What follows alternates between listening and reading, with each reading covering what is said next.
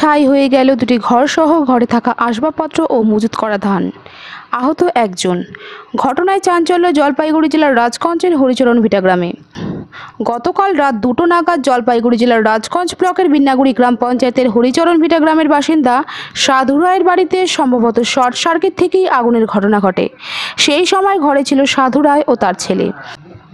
সাধু রায় আগুন দেখা মাত্র বেরিয়ে গেলেও সাধু রায়ের ছেলে আগুনে আহত হয়। আগুন এতটাই ভয়াবহ রূপ দেখা দেয়, নিমিষেই সমস্ত ঘরে থাকা আসবাবপত্র সহ মজুত করা ধান পুড়ে ছাই হয়ে যায়। ঘটনায় সাধু রায়ের পরিবার সর্বশান্ত হয়ে পড়ে। আগুনে পুড়ে ছাই হয়ে গেছে একটি স্কুটি, 3টি সাইকেল, একটি মোবাইল সহ 25,000 টাকা। পরিবার সূত্রে জানা গেছে আগুনের ঘটনা ঘটেছে সম্ভবত শর্ট সার্কিট থেকেই। সেই সময় সকলেই ঘুমন্ত অবস্থায় ছিল। এই বিষয়ে সাধু রায়ের মেয়ে সুষমা রায় জানিয়েছেন, রাত একটা দুটা নাগাদ শর্ট সার্কিট হয়ে আগুন লেগে গেছে বাড়িতে। বুঝতে পারিনি, তখন আমরা ঘুমন্ত অবস্থায় ছিলাম। ঘর বাড়ি পুড়ে গেছে, 15-20 মণ ধান ছিল, সব পুড়ে গেছে। যা যা ছিল খাওয়ার সামগ্রী সব পুড়ে গেছে। আমার স্কুটি ছিল, স্কুটিটা পুড়ে গেছে। আর 4টা গাড়ি ছিল, সাইকেল ছিল, 4টা সাইকেল পুড়ে গেছে। এটা তো জানা হয়নি, আমরা ঘুমিয়েছিলাম ঘুমন্ত অবস্থায়।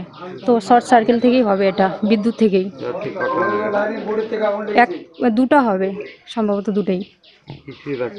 না, কিছু বাঁচানো যায়নি। একজন দাদা আমার আহত হয়ে গেছে, ওর মাথাতে আগুন লেগে, মুখে ঝাঁস লেগে হাতগুলো পুড়ে গেছে। এখন তো খুব সমস্যায় পড়ে গেছে। এখন চলার মতো কন্ডিশন নেই, সব কিছু শেষই হয়ে গেছে, নিঃস্বই হয়ে গেছি। সবাই ঘুমিয়েছিলাম। জাগনা পাওয়ার পর যখন আগুনে সেটা দেখতে পাই, দাদা জাগনা পাওয়ার পর আমাদেরকে জাগ্রত করে, সবাই উঠে তারপর আগুনটাকে নিয়ন্ত্রণে আনার চেষ্টা করি। দমকল 1 ঘন্টা পরে এসেছে, ততক্ষণ আমরা নিয়ন্ত্রণে কিছুটা নিয়ে এসেছি। ঘটনার খবর পেয়ে ছুটে আসে স্থানীয় পঞ্চায়েত সদস্য সজেন রায়। পরিবারের সকলের সাথে কথা বলেই সজেন রায় জানায়, এটা তো ওই শুনলাম শর্ট সার্কিট হয়ে রাত্রেবেলা আগুন লাগছে, তো এটা টের পাইনি, ঘুমন্ত অবস্থায় ছিল। তো পরিবারটা একটু নিঃস্ব হয়ে গেলো, প্রচণ্ড ক্ষতি হয়েছে। এটা যদি সরকারি কোনো কিছু একটু অনুদান কোনো কিছু পায়, তাহলে পরিবারটা হয়তো ফিরে দাঁড়াতে পারবে। দুঃখের বিষয়। পঞ্চায়েত প্রধানকে বিষয়টি জানি। হ্যাঁ, প্রধানকে জানিয়েছি। প্রধান সাহেব বললেন উনি হয়তো আসবেন দেখা করার জন্য, এসে করার জন্য। তো পরিবারটার পিছনে কীভাবে দাঁড়ানো যায়, একটু সহযোগিতা করা যায়, হ্যাঁ, ওই আশা। বিষয়টি নিয়ে বিডিও সাহেবকেও জানাবে। হ্যাঁ, বিডিও সাহেবকে, প্রধান সাহেব আসুক, তারপরে বিডিও সাহেবকে যদি জানানো যায়।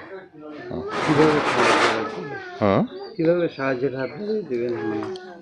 দেখি এখন মানে প্রধান সাহেব যদি আসে, আমরা কিভাবে সাহায্য করতে পারি অঞ্চল থেকে, কিভাবে সাহায্য করা যায়।